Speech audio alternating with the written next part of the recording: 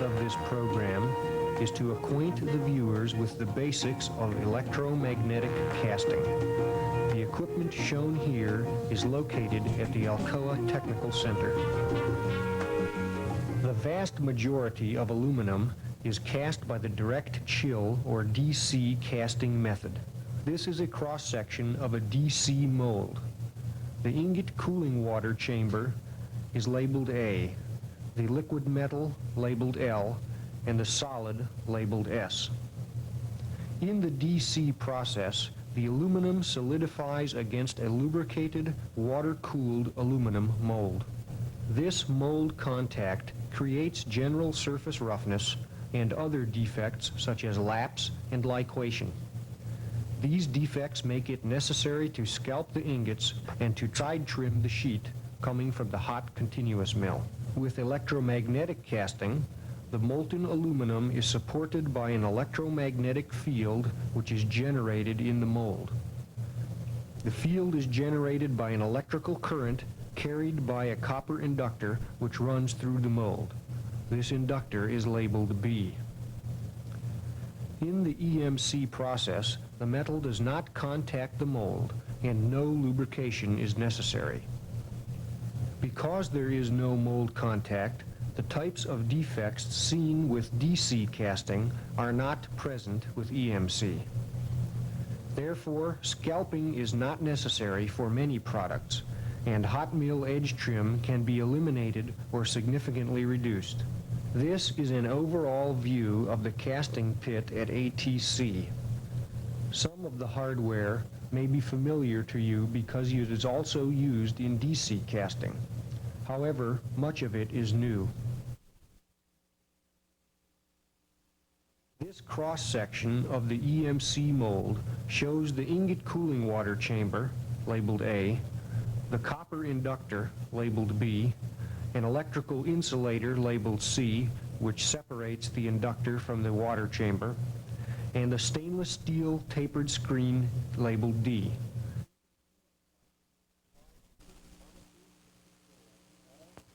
The computer monitors and controls all critical parameters during a cast. It is capable of running both EMC and DC casts depending on the casting practice used. The casting practices are entered by the engineer at a CRT terminal, and a record of the status of each drop is generated on a line printer.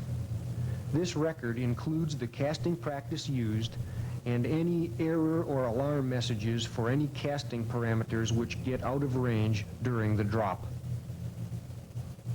A signal conditioning cabinet transforms computer control outputs to the appropriate signals required by the control valves and other control devices.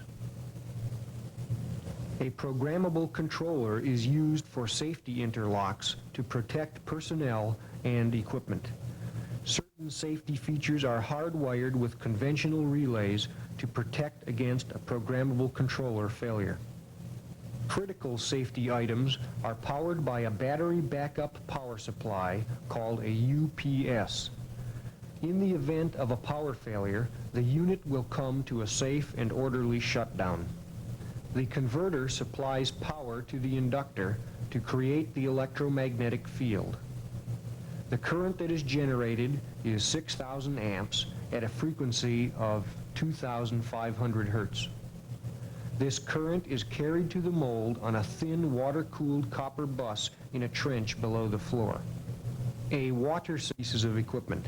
These are a non-contacting metal level sensor which straddles the mold, and a stepper motor which mounts on top of the trough and is connected to a control pin in the spout. This metal level control system is the key to successful electromagnetic casting. If this does not work properly, the ingot will end up with a rippled surface which could not be rolled without scalping. This is how the system works. The sensor measures the level of the metal within the mold. The computer uses this information to operate the stepper motor. If the level is too high, the plug is partially closed to correct the situation, and vice versa. This system must work smoothly to make good ingots. The final major piece of equipment is the operator's console, which has been affectionately called ET. This is where the operator has control over the platen, the car, the pneumatic switch, etc. for setup prior to the cast. This is also where the automatic start sequence is initiated by the operator. The auto mode puts the computer in control for the entire cast. When the computer is not in automatic, the station is in the manual mode. There are increase and decrease buttons on each casting parameter which make it possible to test for proper control response in the manual mode. The computer uses 3 plasma displays run by a microprocessor to communicate with the operators. The left 2 displays are graphic in nature. The rightmost display is alphanumeric. The left display shows either plug position in percent or metal level in hundredths of an inch. The actual numerical value is displayed on top. A bar chart display also indicates the level with the appropriate alarm and abort bands indicated as horizontal lines. If the level is outside the alarm band, an alarm light goes on above the display and a small light flashes below the bar chart. The middle display is similar, with bar charts for drop rate, inductor current, furnace and casting temperature, ingot cooling water flow, and CO2 flow. The right display shows the values of other parameters such as filter temperature, furnace temperature, converter voltage and frequency, etc. The bottom of this display is used by the computer to send messages to the operators. Automatic sequence by pushing the auto button. The auto light comes on and a message is shown indicating the automatic mode. After the computer has gone through some preliminary checks, it indicates the alloy to be cast and the block size and asks the operator to check the practice. The operator uses the acknowledge button to tell the computer that this practice is correct.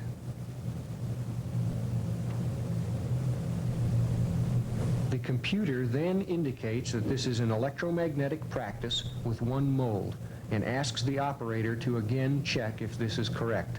When this is acknowledged, the computer asks the operator to check the ingot length. Ingot length is set with a thumb wheel and an enter button. When the operator acknowledges this, the stepper motor arm is driven shut if it is not already closed. This is shown as the 0 position on the plug position bar chart. At the same time, the computer asks the operators to check that the plugs are centered. The operator firmly seats the plug in the bottom hole of the spout and connects the plug to the stepper motor arm.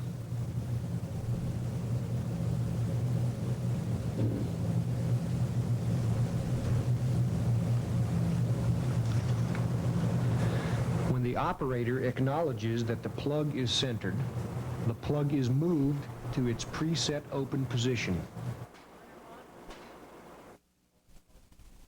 This is shown on the plug position bar chart to be 20% open for this particular casting practice. The computer now starts to operate the bag shaker and asks the operator to check that it is functioning correctly.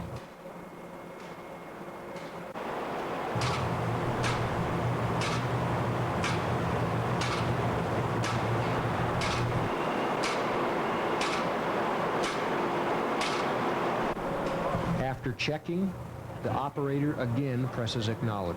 Okay, we'll let it roll. The computer then stops the bag shaker and starts the skim dam in motion. The operator is asked to check the skim dam.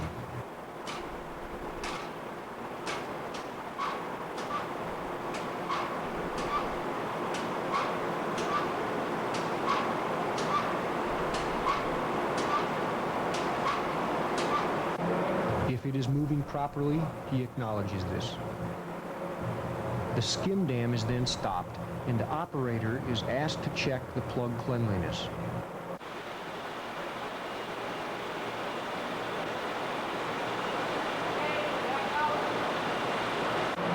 Again, after checking, he acknowledges that this is okay.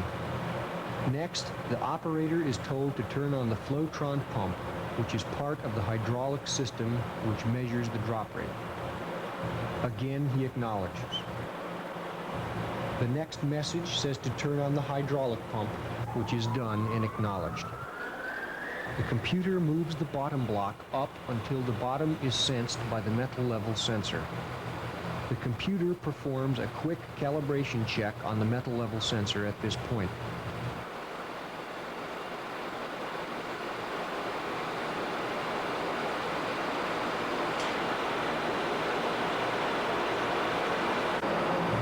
The computer then turns the ingot cooling water on and brings it to the starting value called for in the casting practice.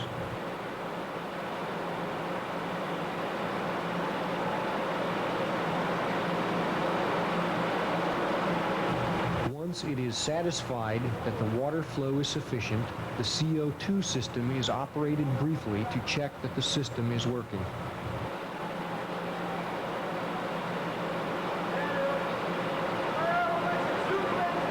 Finally, the computer supplies a current reference for 6,000 amps to the converter, and the computer turns the grain refiner on. The furnace can then be tapped, and the filters and the troughs are allowed to fill in order to flood the distributor trough when the dam is pulled. This dam is located as close as possible to the downspout. Just prior to pulling the dam, the operator pushes a button to let the computer know that metal is on its way. At this point, the computer starts the pre-programmed bag shaker and skim dam motions. The dam is then pulled by the operator to let metal into the mold. The CO2 flow is turned on to its starting level at this time.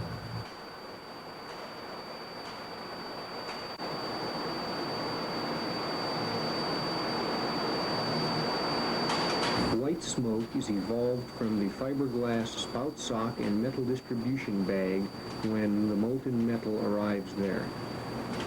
This smoke lasts for only a short time. Now the bottom block is filling with metal. The fill rate is controlled by the preset plug position in the casting practice.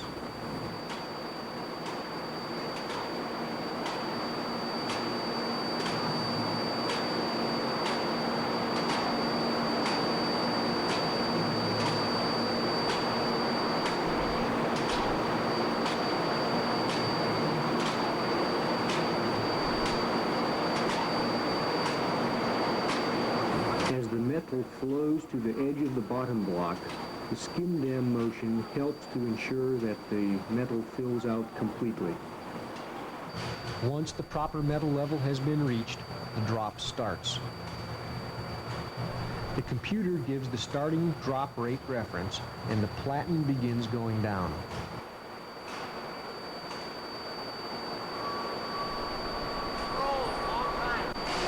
At the same time that the drop is started, the leftmost display shows the change from plug position control to metal level control.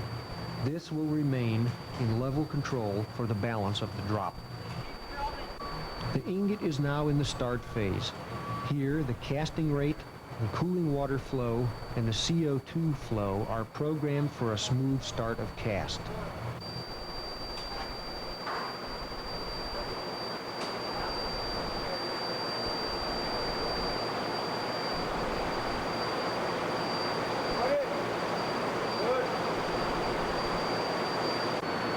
After an initial length of ingot has been cast, the casting rate and the cooling water flows are slowly ramped up to their steady state values. The CO2 is being reduced at the same time.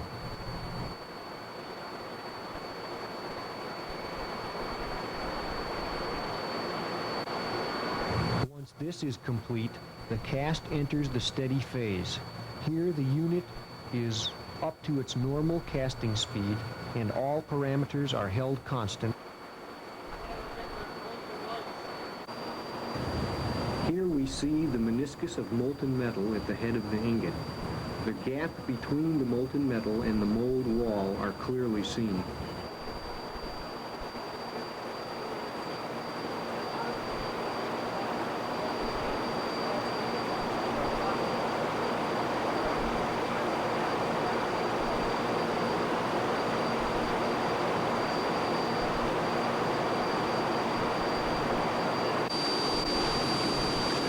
This is a view into the skim dam and distributor bag area.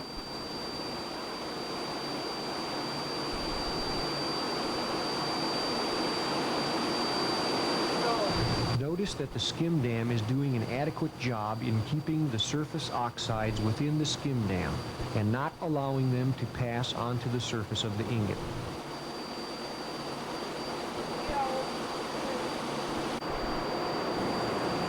Here we see the stepper motor in action during level control. Small deviations in plug position are required to make corrections to keep the metal level constant in the head of the ingot.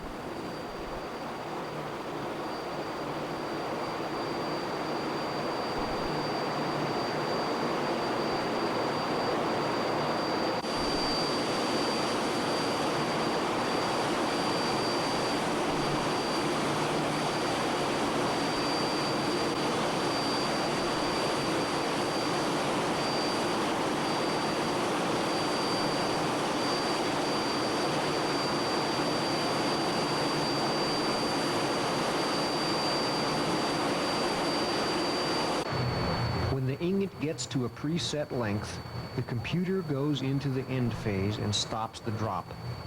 The plug is driven closed and the electromagnetic field is maintained until the cooling water has frozen the head of the ingot. At this point, the operator plugs the furnace and operates the trough draining dams to drain the metal from the system. Of electromagnetic casting at ATC. There may be small differences in equipment and operating procedures between what was shown here and Alcoa plant installations. Many things learned at ATC during the startup of our pit have already been rolled into plant pit designs. Electromagnetic casting may not be applicable to all of Alcoa's product lines, but it does offer tremendous potential for reduced production costs for many of our applications.